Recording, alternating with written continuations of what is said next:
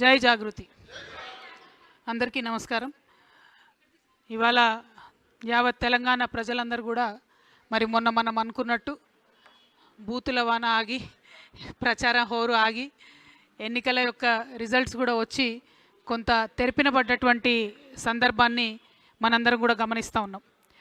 మరి ఇందులో ప్రధానంగా చూసుకున్నట్టయితే అసలు ఎన్నికల్లో ప్రజలకు ఇచ్చినటువంటి ఏ ఒక్క హామీని కూడా నెరవేర్చినటువంటి కాంగ్రెస్ పార్టీ మొదటి స్థానానికి రావడం, మరి మేమే తెలంగాణ తెచ్చినాం కాబట్టి మేమే అంతటా నంబర్ 1 ఉన్నాం కాబట్టి ప్రజలకు మేము ఎనలేని సేవ చేసినాం, లిటరల్లీ ప్రజలు మాకు గుడి కొడుతుర్రు అని చెప్పుకునేటటువంటి బీఆర్ఎస్ పార్టీ చాలా చోట్ల 3వ స్థానానికి, కొన్ని చోట్ల 4వ స్థానానికి పడిపోవడం, అసలు తెలంగాణతో సంబంధం లేకుండా ఒక్క రూపాయి కూడా తెలంగాణ ప్రజలకు పెట్టినటువంటి భారతీయ జనతా పార్టీ మరి ఎక్కడుందో అర్థం కాకుండా చాలా కన్ఫ్యూజ్డ్ మ్యాండేట్తోని ఒక్క కరీంనగర్ కార్పొరేషన్ గెలుచుకోవడానికి అష్ట కష్టాలు పడుతున్నటువంటి సందర్భం చూడడం జరుగుతూ ఉంది. మనం అంటే ఇందులో మాలాంటి న్యూ ప్లేయర్స్ అనుకోకుండానే మాట ఎందుకంటున్నా అంటే తెలంగాణ అస్తిత్వ పరిరక్షణ కోసం 20 సంవత్సరాలుగా పనిచేస్తున్నటువంటి జాగృతి, అనేక తెలంగాణ అంశాల కోసం పనిచేస్తున్నటువంటి జాగృతి,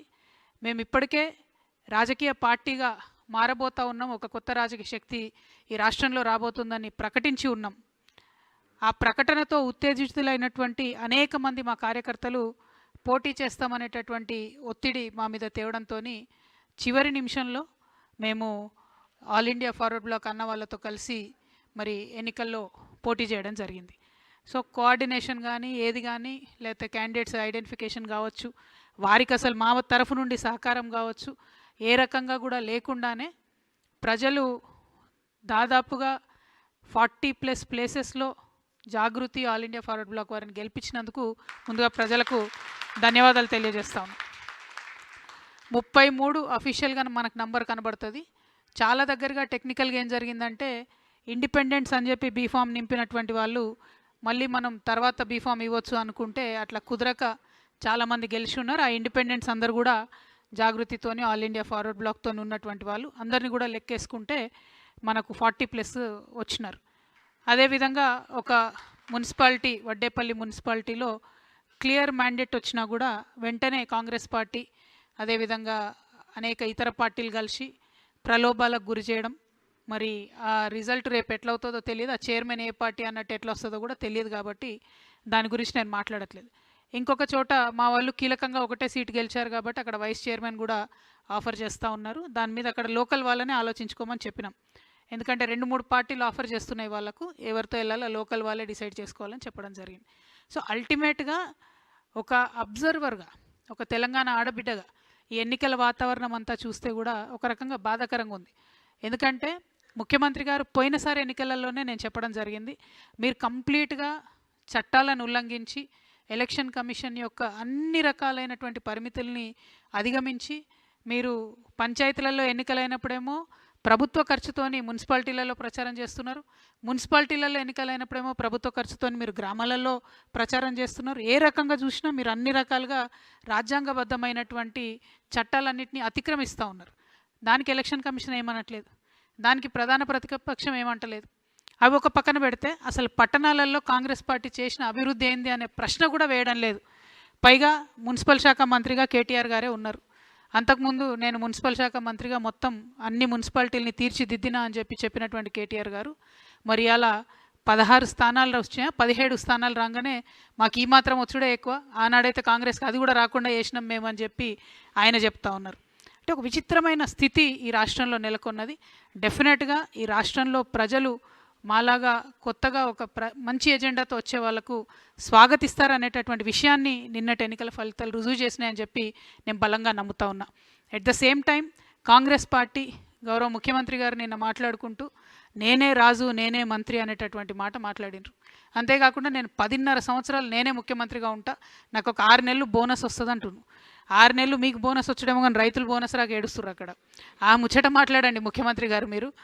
ఇంకో పక్కనేమో రాజగోపాల్ రెడ్డి గారు మంత్రి పదవి ఇస్తావా లేకపోతే ముఖ్యమంత్రి పదవి గుంజుకోవా అని ఆయన సవాల్ చేస్తుండు, బస్తీ మీద సవాలని. ముందు ఆ పనులు చూసుకోండి మీరు. ఈ రెండిటికన్నా ముఖ్యమైనది ఏంటంటే మీరు ప్రజలకు ఇచ్చినటువంటి వాగ్దానాన్ని దయచేసి దృష్టి పెట్టండి. బీఆర్ఎస్ పార్టీ అట్టర్గా ఫెయిల్ అయింది కాంగ్రెస్ పార్టీ యొక్క తప్పుల్ని ఎక్స్పోజ్ చేయడంలో. అందుకే కాంగ్రెస్ పార్టీకి ఈ మున్సిపాలిటీస్లో బెటర్ రిజల్ట్ వచ్చిందని నేను అనుకుంటా ఉన్నా. లేకపోతే ప్రజలు మాత్రం ఆల్టర్నేట్ లేక వేసిరు తప్పితే ఉండి కాదు. ఇక సరే, మనం రాజకీయ శక్తిగా వస్తామనగానే బీఆర్ఎస్ పార్టీ నుండి అనేక మంది సోషల్ మీడియాలో కావచ్చు, ఇంకో చోట కావచ్చు, రకరకాలుగా ట్రోలింగ్ చేస్తూ ఉన్నారు. వాళ్ళందరికీ నేను ఒకటే మాట చెప్తా ఉన్నా, ఎట్ సిర్ఫ్ ట్రేలర్ है, పిక్చర్ బాకీ है. సో సో సో ఇప్పుడే ఇప్పుడే